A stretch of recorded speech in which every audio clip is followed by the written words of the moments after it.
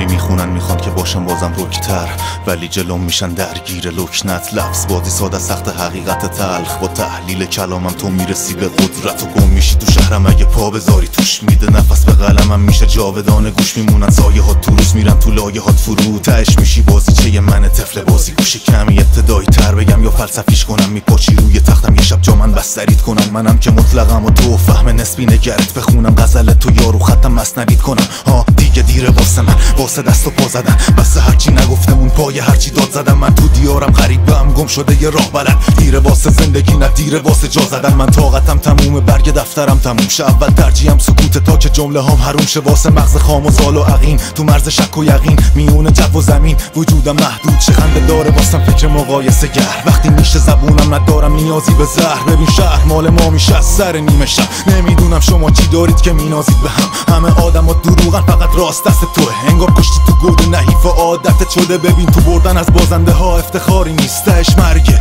زیر تیغ باور خودت. لای لبم ای که اینا میگن اوچی کش من جامت بیت از سرش تو صبح زود. دور و برت پره تو بود نقطه پشت جمله مون. بیره گلگا وقت تو بس تموم عمرتون. له میشین یکی یکی زیر بار تیرگی. تو قلب سبر کینه ایتون وجود داره چینم. من که قد تو نخورده چک تو گوشم. شکوندم ابعاد زندگیمو تو 7 سالگیم.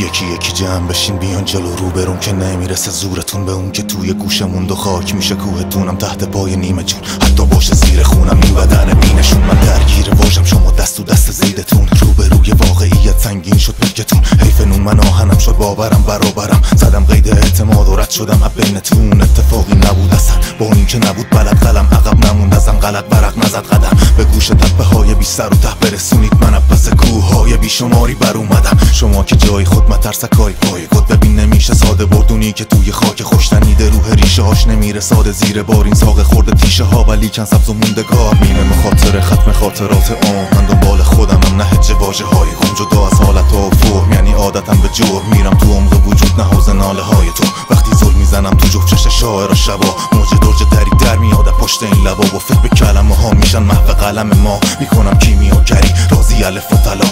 لای لبم ای که اینا میگن اوچی کش من جامت بیت از سرشم تو صبح زود. دور و برت پره تو بود نقطه پشت جمله مون. بیره گلگا وقت تو بس تموم عمرتون. له میشین یکی یکی زیر بار تیرگی. تو قلب سبر و کینه ایتون وجود داره چینم. من که قد تو نخورده چک تو گوشم. شکوندم ابعاد زندگیمو تو 7 سالگیم. واسه ما یکی بوده ظاهر و باطن. لخ میشم رو بیت و حل توی واژه. جا میذاری فکر تو کجای زمان که قلبت میمونه با منطق خامت. لای لبم ای که خشابم یه جام دادی میره توی آغوش صبا به ماشه. نمیتونی پا بذاری توی شهر ما.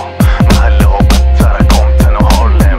اینجا خف میشه مامور پلیس. تو هم چپ نگاه نکنی با چشمای نازت. میان جلو و جاری تا چشاتو درارن. انگار خدا دوستم و تیم جراحی حاضر. مرکز پارس صدامون مثل اسلحه ها. میشه به قصد کشتن شلیک